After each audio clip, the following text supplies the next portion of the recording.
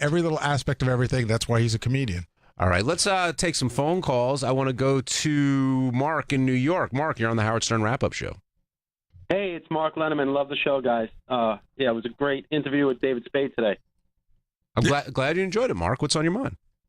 Well, they were talking about stand-up comedy and just the state of comedy today, and it's being too politically correct.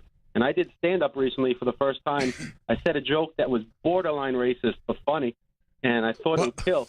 And I'm so afraid to ask, but I need to ask because your version of borderline and funny could be different than ours. But let us have the joke. All right, so it's like 20 seconds. Just don't hang up. It's all right. Here's a possibly racist Southerner who, in this instance, might be correct. I'm not racist or nothing, but if I'm driving late at night and you're black and you plan on crossing the street, you need to wear a reflector. I can't see you. No. Dude, It's not funny. It's not necessarily racist because it's so unfunny. I hadn't got to evaluate the racist part. Yeah.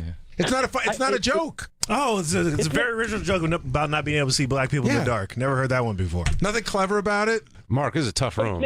But it's making fun of the Southerner more than that. No, to me it sounds like a way for you to say something behind the mask of a Southerner. That's how it comes across. No.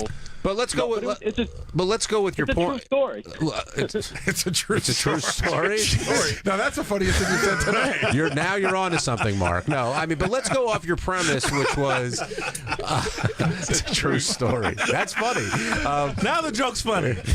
But let's go off this premise, Greg. Spade was talking about how when he does stand-up, you just don't know what you can and can't say, and if you get political or you're doing something like that. I mean, the stand-up stage should be an area where everything is basically off limits. You should be able to speak freely and make fun of anything because that's the environment that you're in when you go to see a stand-up. Do you agree with that? I do agree with that. I mean, look, and then if you're offending people, then you're going to lose your audience and what have you. But I do think it has to be somewhat free. I mean, obviously, there's some things that are just crazy that why would someone be saying that on stage and stuff, but I do think that and that should be a safe space, and if the audience turns on you, they turn on you. But it's getting crazy, man. This whole world's getting crazy. I'm a big fan of Vice News. It's on HBO every night, and they were talking about something going on in this college, and it didn't even matter what was going on, but this young girl was yelling at the professor, and she goes, "You're a white cis male. You don't get to talk." So the first thing I had to do was find out what the fuck cis meant. Straight, and it means cisgender,